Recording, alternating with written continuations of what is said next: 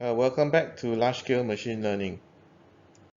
We will be continuing on the topic of scalable machine learning with Dask.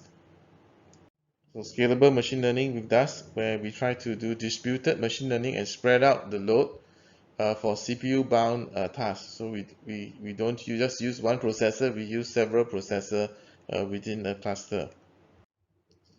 And just a quick recap, Dask provides this ability to spread the load within the cluster, and it makes use of other libraries such as NumPy to do the computations and also to store the data, and it makes use of algorithms that are actually provided by scikit-learn. So it doesn't try to reinvent the wheel, but it makes use of existing libraries and adds on the additional features necessary to do distributed scikit-learn.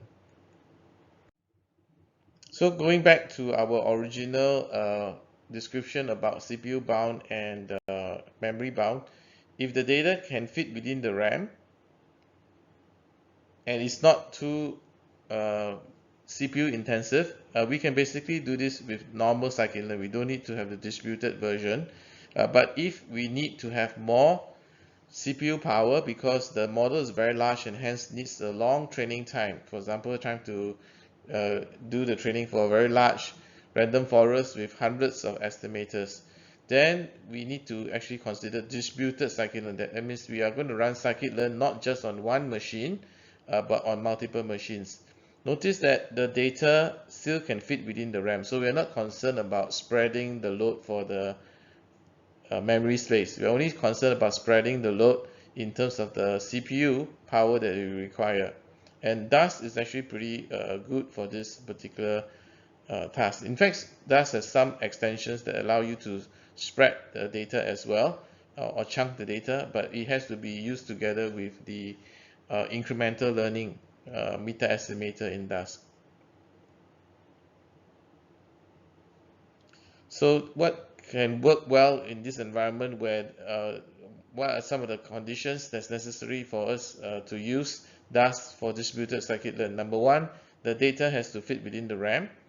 And number two, the data can be easily shipped to to many workers. So it only works if the problem is embarrassingly parallel. So if your problem is something that has a lot of dependency on each other, then it is not easy to just easily parallelize it, even though you have the machines available, because each machine will end up waiting for the other machine to complete a particular task. So you have to have tasks that can be easily parallelized, or what we call embarrassingly parallel tasks. So each parallel task should be expensive, so that is worth spreading out, right? It's expensive in terms of the computational cost. So if it's going to execute very quickly on one single machine anyway. There's no real need to actually try to spread it out over multiple machines. So it has to be a substantial task. Something should be able to be gained by spreading it out into multiple machines.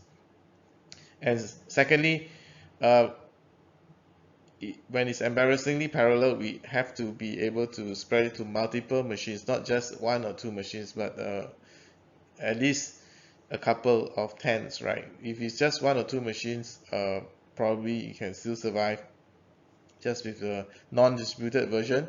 But if you need, I mean, in the order of tens, right, 8, 10 machines, then you can gain the advantage of spreading out the load. Now, if we are not able to put it into the RAM and your data basically needs to be spread out over multiple machines, then you have to rely on the scalable algorithms. You cannot just use Dask to do this, because Dask basically spreads out the load in terms of the CPU that you need on multiple machines. It doesn't really help you to learn from incremental chunks of data. So if you need to do this, you need to consider how you can actually spread out the data. Ideally, you can do subsampling, in which case your data can still fit within the RAM. But you should actually first do the learning curve to check if actually the learning has already saturated. That means you cannot actually improve the performance with more data. But if you really need more data because the relationship is very complex, or you have many columns of data or features, the dimensionality is very high, then there's no choice. You need to basically just figure out a way to actually spread out the data onto multiple machines. And we have already gone through this. You could use incremental learning algorithms, you could use gradient descent, and you should be able to have some way of chunking the data so that we can run those algorithms without having the entire data set being loaded into the RAM at the same time.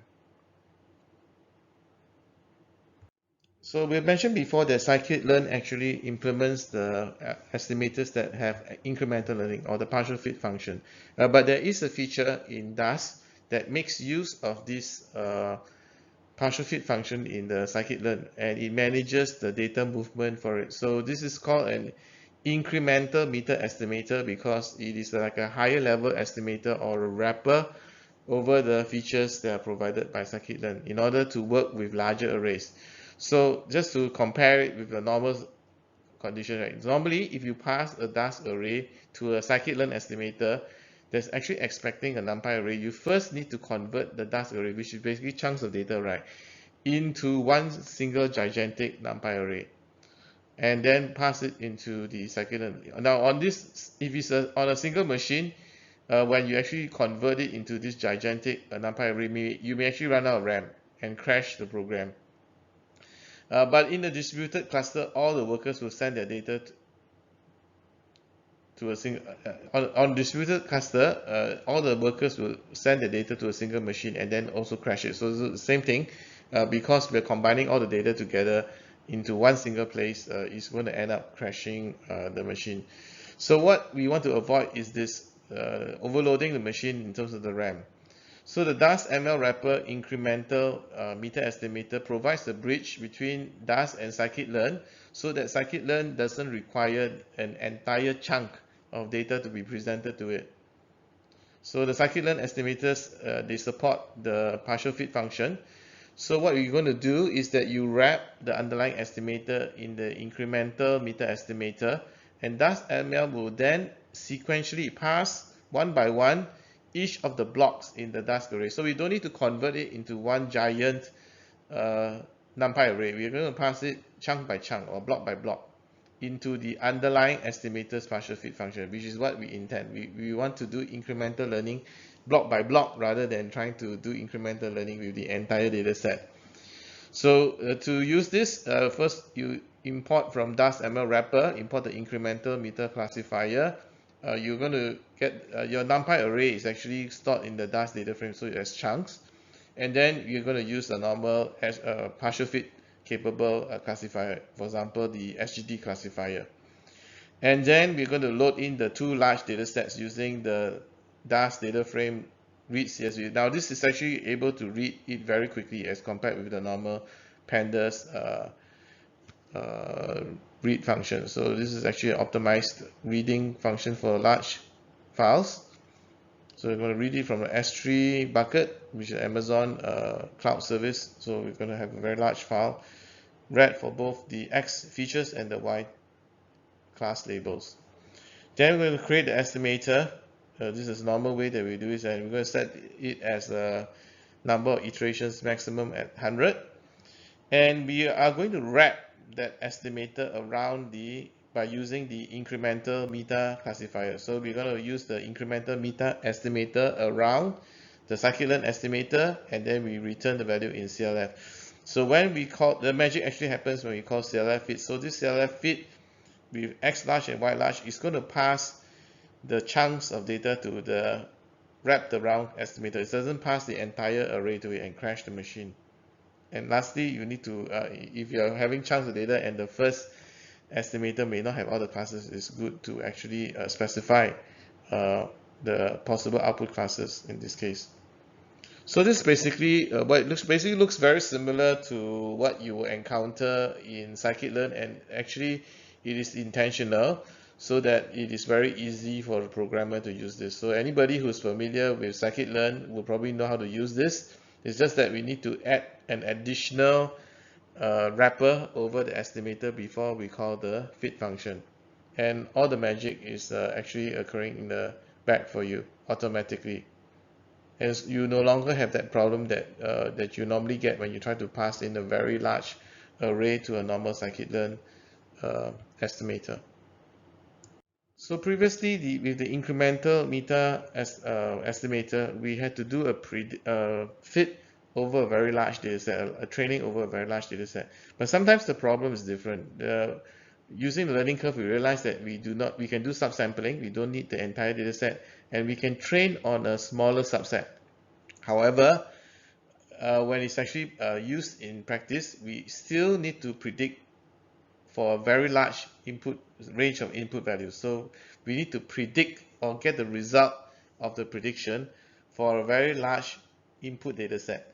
So even though the model is small because we train using only a small subset of data, but when we predict, we need to do it in parallel because we need to make a lot of predictions. So again, there is a wrapper that helps do this. So just as predict and predictproba and the transform methods are wrapped, we can actually have this thing called the parallel post-fit, which is very suitable for this kind of situation where we have a small fit and big predict. A small fit is fit with a small amount of data, and a big predict because you need to predict with a very large input. So to use this, actually is pretty simple. You can see that just like before, we will have the classifier estimator created, and then we wrap it around with the parallel post-fit, which we actually import from DASML wrappers. So, and we fit with a small set of data. So this will just pass it to the SVC, so it doesn't really do very much. But when we actually call the predict function, it's going to call this with parallelization. So it's going to do it chunk by chunk using the model that's created. And DAS will handle that chunking of the data and passing it chunk by chunk to the estimator. So if you might try to read in a huge data file and you call the normal predict function, you will have the similar result as before because you will generate one gigantic NumPy array, and when you call it with the normal scikit-learn estimator, it will crash the whole machine because basically the data can't fit into the RAM all at once.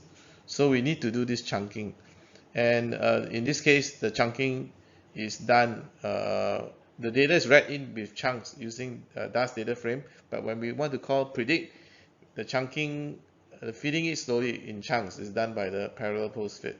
So this is actually for this kind of problems where we have a small fit and big predict. So if you have big predict, you should use the incremental meter estimator.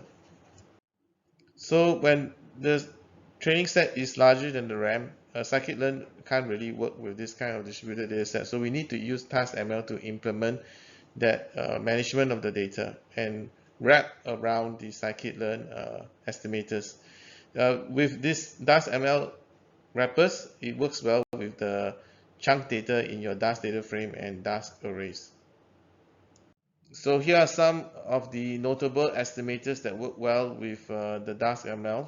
So for example, distributed GLM is one of them, and then we have the logistic regression and linear regression, naive Bayes, XGBoost, clustering k-means and spectral clustering, pre-processing estimators, for example, quantile transformer and robust scalar, and then dimensionality reduction methods like principal component analysis and truncated SVD. So you can actually take a look at the entire list in this ml.das.org modules API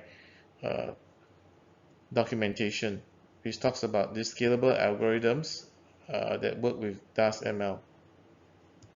We have here a quiz for you. So again, at the end of this set of at the end of the questions, please pause the video for a while before answering, and then moving on to the next part of the video. So which of the following are true? Number one, this is for memory bound problems. Joblib parallel backend DAS. Joblib parallel backend DAS is for CPU bound problems. Joblib parallel backend DAS is for DAS data frames only. Or is this all of the above or none of the above? So take a while and pause before answering.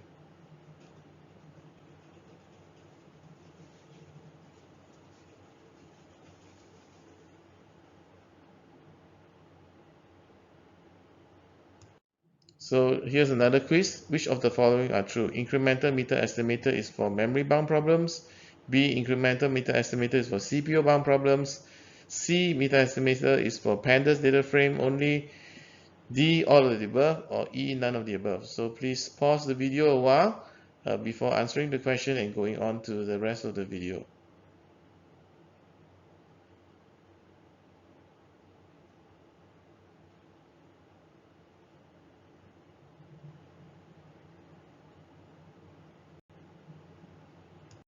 So here are some references for you to refer to. So the DAS library is actually located at das.org, but the machine learning part, right, DAS.ml is actually at ml.das.org.